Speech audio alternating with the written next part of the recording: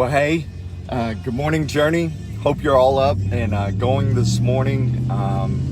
This is just another great day to be alive on Sunday morning. And so this is our drive time into church this morning with Pastor Mark. So I want to give you a word of the day for today. It's sovereignty. So we talk a lot in church life about the sovereignty of God. What does it mean that God is truly sovereign? And it's such an important part of our belief system and who we are as followers of Christ. So if God were not sovereign, he would cease to be God. So when we think of the word sovereign, it comes from to rule or to reign, yes. But New text message from +1 254 383 0972. And that was on my car, by the way. So when we look at what it looks like to truly be sovereign and for God to truly be holy, literally that means that we are here for God's good pleasure, right? Like in 1 Corinthians 10:31, where it says, whether you eat or drink, whatever you do it to the glory of God. So everything we do is to bring God glory and honor. And so God is sovereign regardless if we show him that in our daily lives or not. So God is the same. We also know new text message from +1 254 383. Today or tomorrow or throughout all eternity, God never changes. And so the fact that we serve an unchanging God, we know that that his sovereignty reigns supreme forever. I think of Isaiah when I think of the sovereignty of God. So Isaiah, in Isaiah 6, you remember the end of the scene where Isaiah is in the presence of God. And God says, who will go for me? Whom shall I send? And you remember Isaiah's response is Isaiah said, hey, here am I. Here am I. Send me, Lord. Send me. And so the other part of God's sovereignty is because we are here, we're placed here for God's good pleasure and his glory alone, is we should be like Isaiah. We should say, here am I, send me. But if you go a little bit further, as you go down in chapter 6 towards the end, you'll remember the message that God gave Isaiah to give the people is not always an easy one, because then he says, hey, so I want you to go tell the people that I'm going to speak to them, but they're not going to listen. I'm going to tell them what to do, but they're not going to act on it. In fact, I'm going to dull their ears and their hearts. And so sometimes the things that a sovereign God calls us to do are not always easy things to do in our life. And I think that's why people struggle with the sovereignty of God. I also remember Job.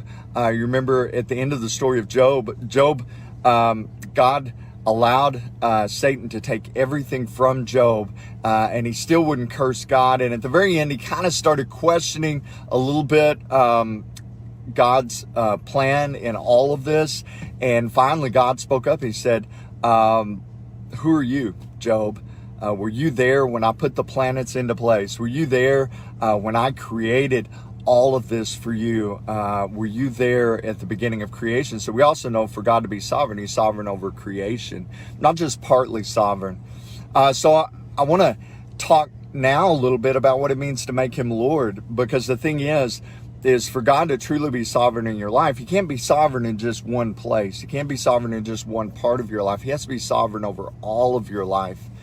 So it's a lot like, you remember on the playground when kids were picking up for the kickball team, right? And every kid wanted to be picked.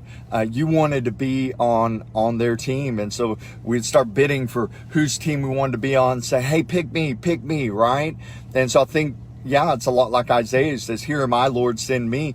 Everybody should want God to be sovereign. We want to be on his team. We want him to be in control. We want him to pick us, right? Choose us. And so there's the part of redemption where it says, before the foundations of the earth, he chose you.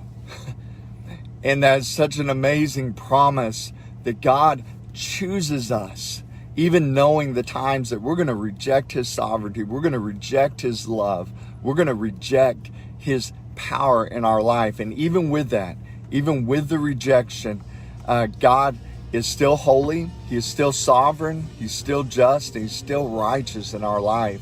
And so I want to encourage you with that God loves you desperately, and we need to not only acknowledge, but to live out the sovereignty of God in our daily lives. Well, how do we do that? We do that through the decisions we make, the places we go, the relationships we build, the way we display the glory of God. And we say, hey, God, here am I. Send me. You're sovereign. You're holy over all of your creation.